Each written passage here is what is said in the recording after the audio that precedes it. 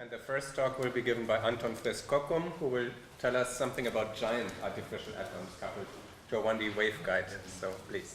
Thank you, Florian. And let me start by thanking the organizers for arranging this nice workshop and for giving me the opportunity to give this presentation. And also for nicely scheduling the presentation such that I come right after Per Delsing's presentation here, which I think will help you a lot with the introduction. So I was previously a PhD student with Göran Johansson at Chalmers when they did these experiments in Per Delsing's group on transmon qubit coupled surface acoustic waves. I'm now a postdoc in the group of Franco Nori at Riken in Japan. So the outline of my talk is as follows. I will begin with an introduction looking at sizes of atoms in different light matter coupling quantum optics experiments. And then the main topic here is kind of a new regime where we have an atom that is giant. And what happens if we couple this to a 1D waveguide? What are the new phenomena we can see?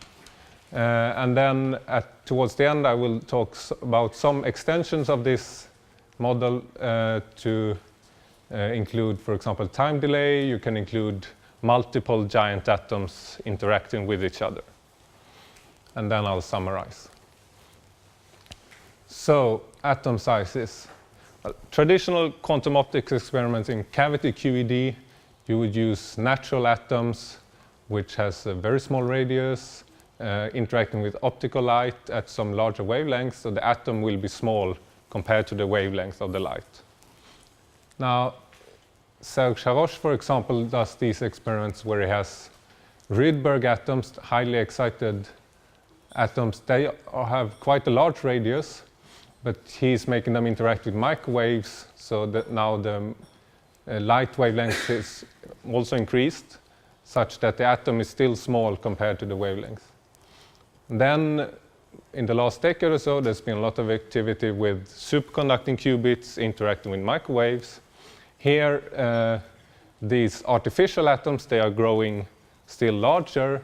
They are, though, interacting with microwaves such that they are usually smaller than the wavelength. They can approach the size of one wavelength.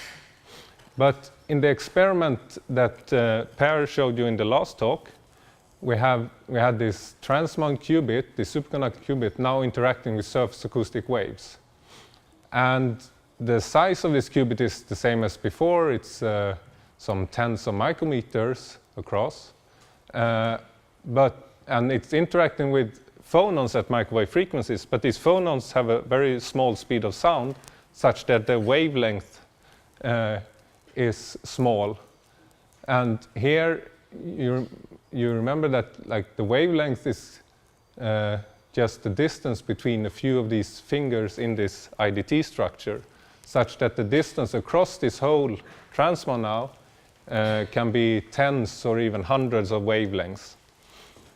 And this is the regime that I want to look more closely at. As an aside, we can think of implementing such a system also using perhaps superconducting circuits entirely. I know that Nakamura-sensei has thought about this before.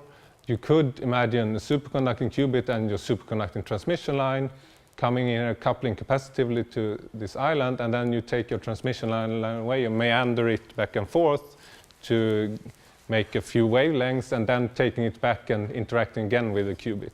In this way, you could have a similar effect where the qubit or the atom is large compared to the wavelength of your, in this case, microwave photons. So maybe to specify somewhat further, we are really looking at a situation where we have coupling at one point, and then maybe one wavelength later, we are coupling again at one point. So you might guess what will be the outcome of this. I mean, Per has already given some of the answers, and you know from the IDTs before that you will have interference effects. And this is something that you can have in several systems. You can, Andreas Wallach showed, for example, mentioned they have done experiments with several small atoms in an open transmission line. You will get interference effects between them depending on if the distance is half a wavelength or one wavelength and so on. And I will come back to this later towards the end of the talk. Perhaps a more simple, like more pure interference effect you can see with just having one small atom in front of a mirror. And there, if the frequency is such that the distance to the mirror is one wavelength or half a wavelength, you can get either that the atom is sitting at a node or an antinode of the field. So if it's sitting at a node, it will not interact with the field. But if it's sitting at an antinode, it will have a large relaxation. And yeah, as I mentioned, these interference effects in IDTs, this sinc function has been used for a long time with surface acoustic waves, which is used in many devices, mobile phones and TVs, etc. So we look at this model where we have an atom. It couples at a number of discrete points to an open 1D transmission line. And we expect strong interference effects from these multiple coupling points. It's important to note here that it takes some time to travel from point 1 to point 2 in the transmission line.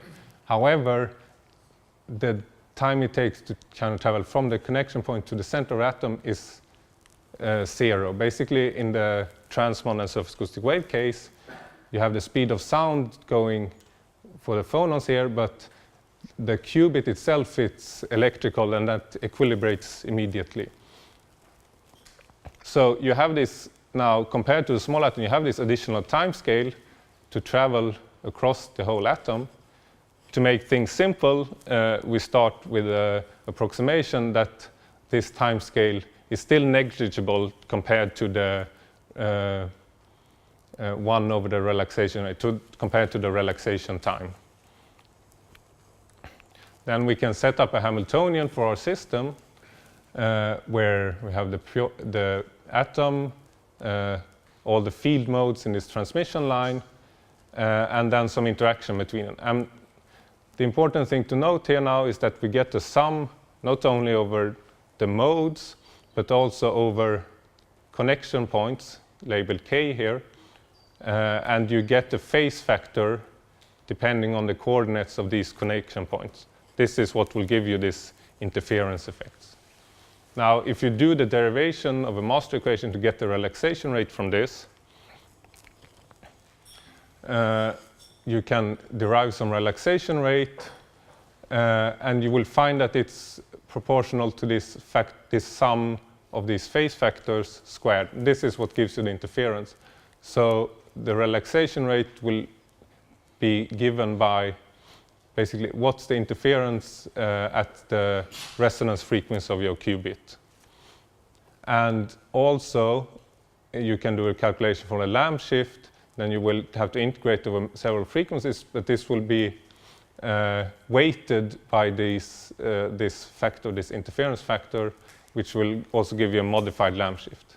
In the case of a small atom, this factor here would just be this coupling G squared.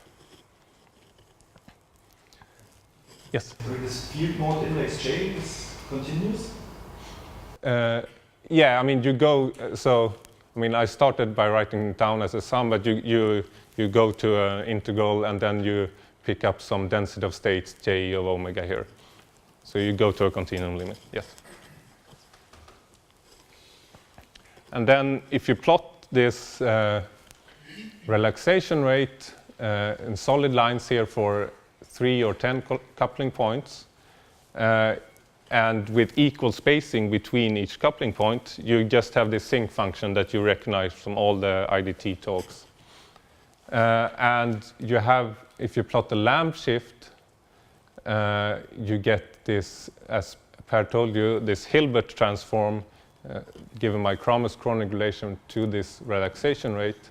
So at the resonance here of your finger spacing, you have a maximum for the coupling. This lamp shift is 0, but then somewhat away from this resonance, you will have a larger lamp shift. This is for the equally spaced case, and which is what is usually used in all your IDTs and so on. But you could think about changing the spacing. You don't need it to be equally spaced. You could design your relaxation rates. And here is just, I've plotted 3 examples having some different finger spacings and perhaps some different coupling strength at different points. And you can just design, like for the blue here, a wide maxima in your relaxation rate, some wide minima with the red line here, or some 2 maxima for the black line here. And more generally, you can basically design any frequency dependence you want, because you have this sum of phase factors to play with. And here I just made a small animation where I have 4 coupling points. I changed the coupling strength first at one point, coupling strength at another point. Then I changed the phase here, basically the distance between 2 coupling points and 2 others. And you can see how this just gives you different frequency dependencies.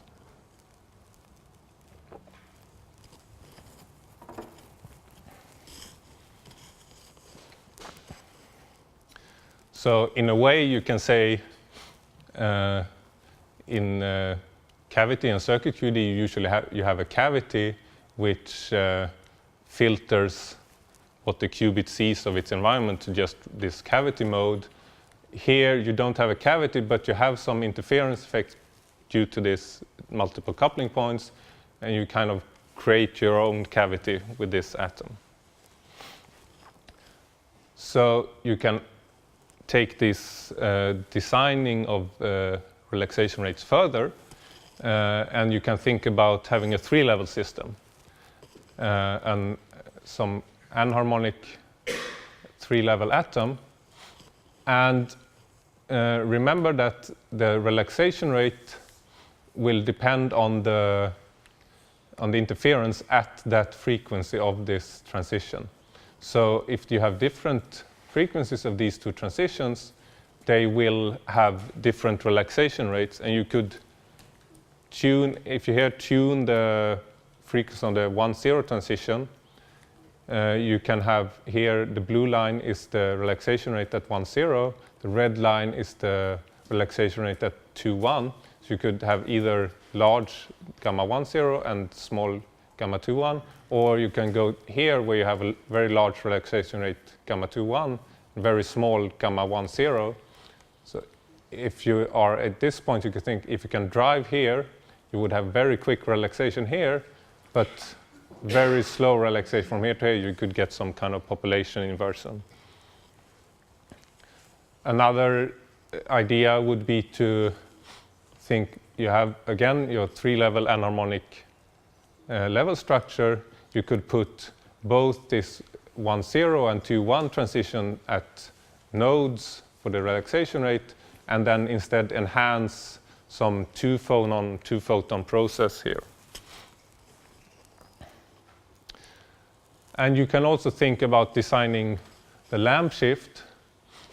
So Per was showing before, they can see now a frequency-dependent lamp shift. Here, is this visible? So I'm sorry, but it seems to be very badly visible, this first. So this is the shift of the transition frequency for the first transition. It will go down here and then up here and down like this. For some reason, it's very badly visible for you. And then you will have also a shift of the second transition frequency, and that will have some different dependence. And then you can see the anharmonicity, so the difference in transition frequencies is plotted here in black. This anharmonicity you can tune to be large or small, or large again. And that might be interesting also. If you have some weakly enharmonic system, you might want to increase your enharmonicity.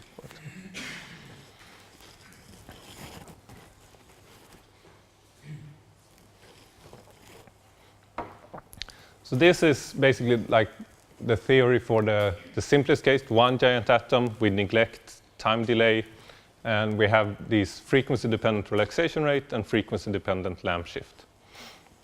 Now, you can think about several extensions of this. And one that Per mentioned is to really have a long distance between coupling points. So here is just shown for 2 coupling points. If you have a long distance enough that you really need to take this travel time into account, you can have several interesting phenomena. And this is something that Ling-Shen Guo has been working a lot on the theory for. He's here in the audience. And he had a poster about this earlier this week. And also Gustav Andersson is trying to implement this in experiment. I will just briefly say that you can have non-exponential decay and some more interesting feature in the second-order correlation of scattered phonons from this kind of structure. Let me instead go to another extension, which is to add more systems. Either you can have 2 or more of these giant atoms coupled to a transmission line, or you can also think about some setups where you couple your giant atom with some cavity. And this presents perhaps some new possibilities that you might not have thought about before with small atoms. So with a small atom, you can have your atom in a cavity. Here with a giant atom, you could think about having a cavity inside the atom, or a cavity stuck here between 2 of the coupling points of your giant atom. And with just these 2 giant atoms, you can have different geometries if both coupling points are inside the other atom's coupling points, or if they are outside each other, or they are intertwined like this. And if you have more atoms, you can think about, of course, more setups. For example, an atom inside an atom. And you can repeat this to have a matryoshka atom, this Russian doll atom. I will look at this sometime in the future and see if there's anything interesting physically there. But let me just give you some preliminary results, some intuition for what you can get when you have 2 giant atoms. And to do this, let's first look at what happens if you have multiple small atoms. So Andreas Ballarf had done this experiment a few years ago with several small atoms in an open transmission line. There's old theory work on this. You can derive, if you have multiple giant atoms along the transmission line like this, you can derive a master equation. And what you have is basically you have the Hamiltonian of the bare atoms. Then you get a term here which couples the atoms. You can have which couples pairs of atoms through the transmission line. And this coupling strength will depend on the coupling to the transmission line for the individual atoms, and on the sign function of the phase shift that you acquire going between these atoms. This is still in the approximation where travel time is negligible. So you have this exchange interaction that depends on sign of the phase that you acquire traveling here. Then you have relaxation to the environment, to the transmission line. And you will, of course, have, if J equals L, you just have the normal relaxation, the normal Lindblad term for relaxation for an individual atom. But if J is different from L, you see you have some kind of collective or correlated decay, which involves 2 pairs of atoms here. And the strength of this is proportional to cosine of the phase shift between these atoms. And if we just limit ourselves to 2 small atoms to see what you can get, what kind of phenomena you get from this, you can think first of the when the distance is just 1 wavelength. That means the phase shift here will just be pi. So you will not have any exchange interaction, but you will have this correlated or collective decay. And you can diagonalize this. You find a better basis to work in, basically. And you will find that you have some collective states of these two atoms that are dark or bright. You have a dark state. If you put your atoms in this state, they are kind of decoupled from the transmission line. They will not relax into the transmission line. On the other hand, if they're put in this bright state, this collective decay will enhance the decay. And this is what you can refer to as superradiance. In this dark state, it's not decaying. You can call this subradiance. Then, of course, you can look at some other distance where the exchange interaction is large, and you suppress this collective correlated decay term. You will still, of course, always have this individual decay, and you can write down again the master equation in some appropriate basis where these new sigma operators will act on both qubits.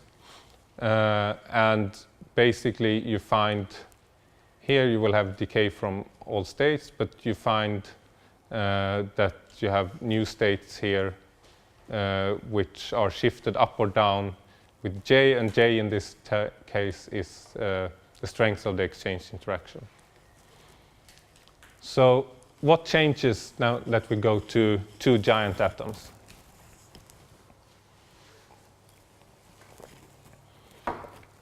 I show here as an example two giant atoms with two coupling points each, and they are intertwined such that you have one coupling for one atom and then the coupling for the next atom, and so on. And this is the kind of setup you need to have more interesting effects. Basically, if you put them far apart from each other, there is not so much different from two small atoms.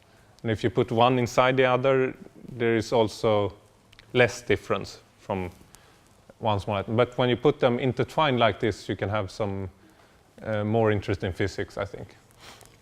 So you can, in this case,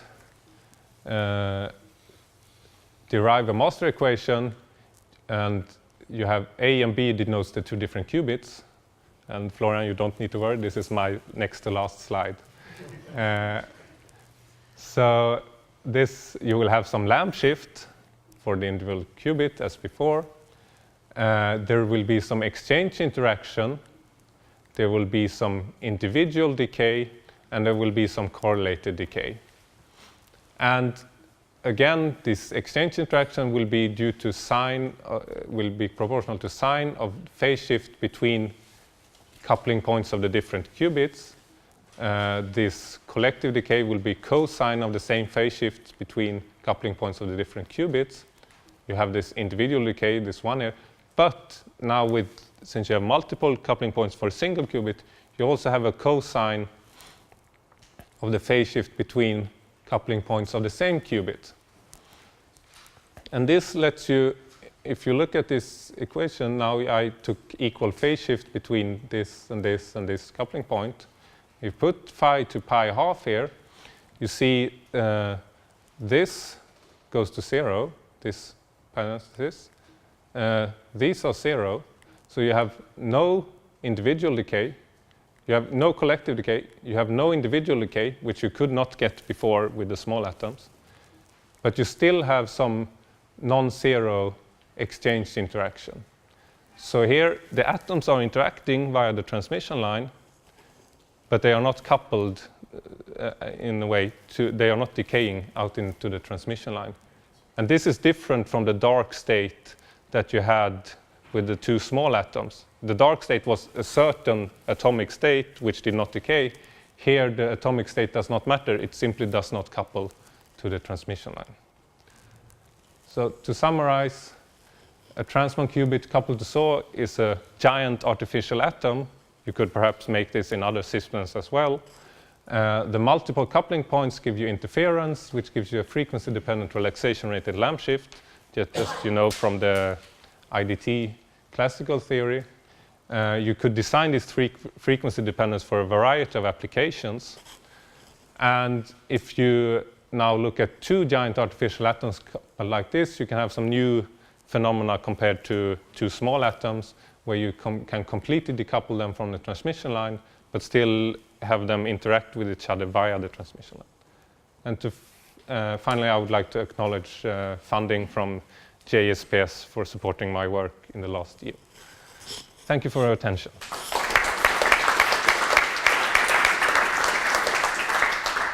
Thank you very much. Are there questions?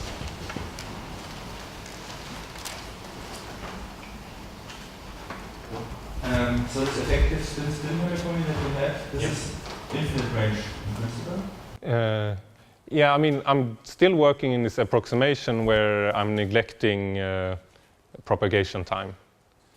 So, I mean, if you put them far apart, you would need to use that in, and then the equation would not be this simple, I guess.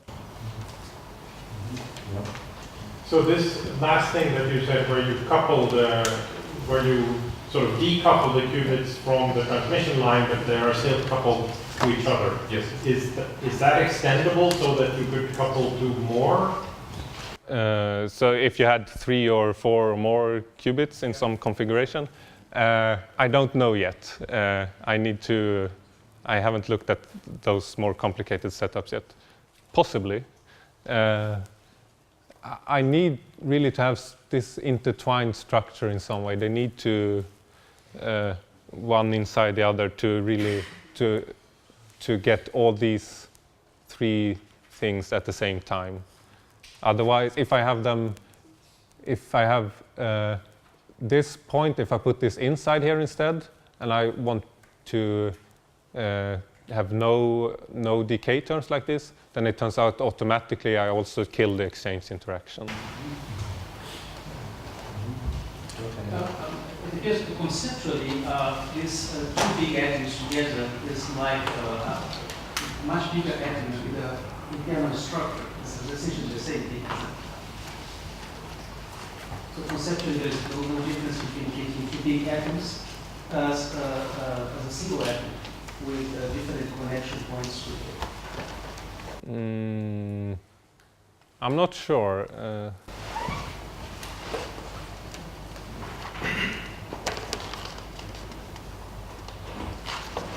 Perhaps you can view it like that.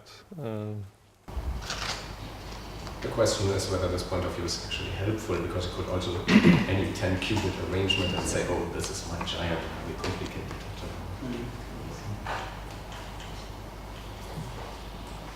Okay, more questions? Well, yeah.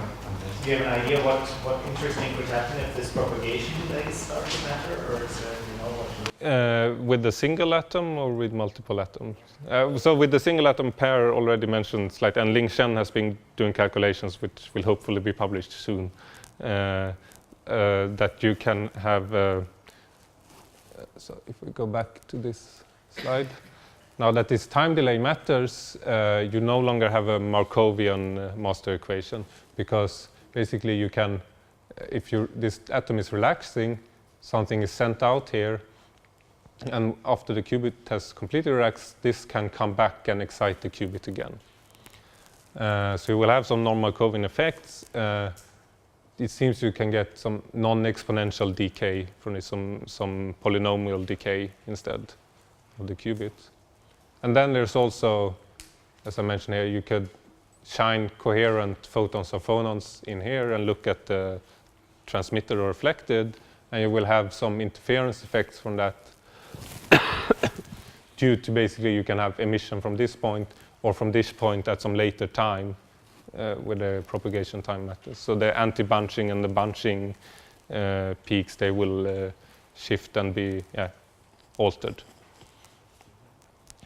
Ling Shen here in the audience can probably tell you more details.